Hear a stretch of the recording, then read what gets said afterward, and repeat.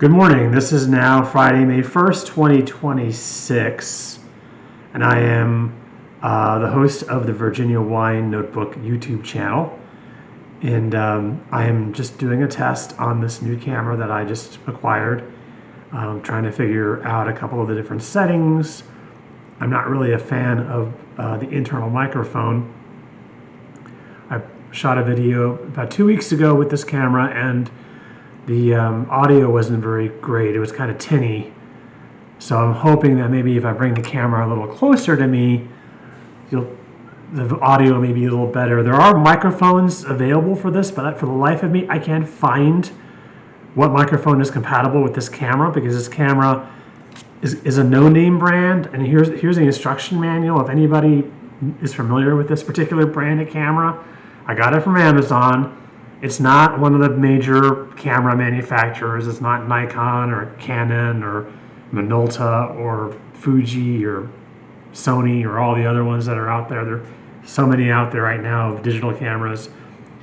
I've never heard of this particular one before, and I was willing to go online to buy a camera that I can plug into the microphone, rather, that I can plug into the microphone jack, because there is a microphone jack on this camera. But I wanted to get the right microphone for it, and I can't find it. I can't find where the hell to find the microphone for this. I've searched, and I went to Amazon's website, and I couldn't find anything. There's no information on this manufacturer on the brochure. You know, I think I still have the box it came in, so maybe I should check the box, because I'm willing to pay for a microphone I can hook into this jack if I knew where the hell to get it. So, just crazy. I've never seen anything like this. I mean, totally bare bones. I talk about albums, on this channel a lot, records, vinyl, and CDs, and I talk about, how comprehensive a lot of the listings are and the credits and whatnot. So mainly I'm shooting this video basically for that reason, just for a test, to test it for a little while to see how this thing works. A lot of this is trial by error. I think that's the era we're in right now. People don't want to read a 200-page manual. Well, not saying this manual will be 200 pages, but I've purchased equipment before. For example, the receiver that I purchased for my stereo about 2 or 3 years ago. I swear to God, there was no booklet with this particular receiver. And I bought the receiver from Crutchfield, which is where I buy all of my electronics. And so I figured out, this is really strange. It's like a little leaflet to tell you how to plug the different cables in, but it didn't have a booklet. It didn't have an instruction manual in the box with the receiver. And I was like, this is so strange, because it's got all these different bells and whistles on here. I have no idea what any of these things do. So I went on to their website, and they asked me for the model number. I clicked on the model number of the receiver, and they said, click here. It was a QR code, I think, or something. Click here to download your user's manual. So I clicked on that. It was a PDF, and I swear to God, it was about 400 pages. 400 pages. That's because they include the instructions in different languages, so I understand that. Unfortunately, I was not, at the time, I was too lazy or too less tech savvy or whatever the case may be. When I hit print, I printed the whole kit and caboodle. I didn't print just the pages that were in English, which I think was, of that 400-page manual, probably the first maybe 75 pages were English, because they had a whole bunch of different languages in there. So now I got the instruction manual in a bunch of different languages as well. So whatever. Anyway, so it's about 75 pages long. But even then, 75 pages is a lot to read when you just want to hook the thing up and turn the receiver on and play. Plug and play, as they used to say. This is probably a good time to not rant. I'm not going to rant. I don't like ranting, even though I sometimes go into that territory. And again, I'm just testing this camera, so I'm not expecting anybody to watch this. It's just for me to test to see how the internal microphone sounds on YouTube if I have the camera a little closer to me. The previous video that I shot, the camera was about a foot away from me, or a foot and a half away from me. So I'm putting it a little closer to me right by my computer now. So anyway, plug and play. What does that mean? This is back in the day where you could pull out a turntable And there's I'm going to go ahead and tie it into music and records, because that's what this channel is all about. You could pull out a turntable back in the day, whether it was the 70s or the 80s or even the early 90s, or a CD player. You pull a CD player out, you plug it into a receiver, you hook up the speakers if you have separate speakers for it. You put the speakers in, and that's always the biggest challenge, even today, to get the damn speakers hooked up, because the speakers have that speaker wire, unless you want to spend a lot of money for fancy speaker cables. And speaker cables can go, I've seen them for as high as $5,000. $5,000 for a set of speaker cables. You got to have a lot of money to have to pay for that kind of thing. But being an audiophile, a true audiophile, somebody who really, has this perfect ear that they can hear every single nuance in every single CD or album. They need this highfalutin equipment to do that. You need to have a lot of money to be a bona fide audiophile. I'm just an amateur. I don't have the budget. I don't have the time. I don't have the patience, really. I just like to open up a receiver, plug everything in, and I finally did after reading about maybe 20 pages of that 75-page manual. There were a lot of features on this receiver that I bought that I won't use. Like, just a lot of stuff that has to do with streaming audio and all that. I don't stream audio. That's not the purpose of this channel. This channel is to celebrate physical media. Physical media, whether it's a CD or a record, vinyl record, or I haven't done 45s yet. That may be a good idea for a future video. Once I get this camera working and once I figure out if the microphone is okay. Maybe I'll do a spotlight on 45s, because I do have a collection of 45s. And also the other physical media, of course, cassette tapes. I got rid of all my cassette tapes. Unfortunately, I think I may have thrown a lot of them out. They're in landfill somewhere, which I really regret doing now, because it's not a good thing to put them in landfill because they're plastic.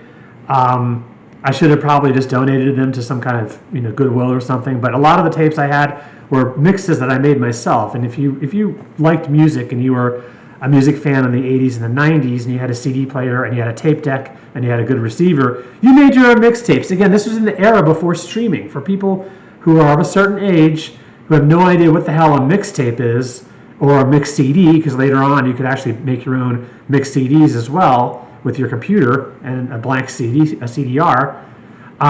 Mixtapes are, of course, cassette tapes, and you just put it into a tape deck, a good tape deck.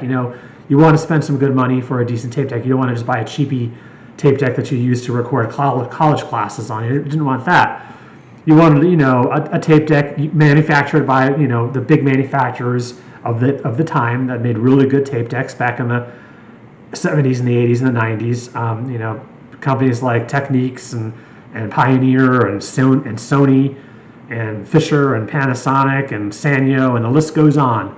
There were quite a few. There are a couple of crappy ones too out there, which I won't name names because I don't want to get sued. And I think a lot of those crappy audio companies are probably out of business now, but they made some real shit back in the 90s. Let me just tell you that.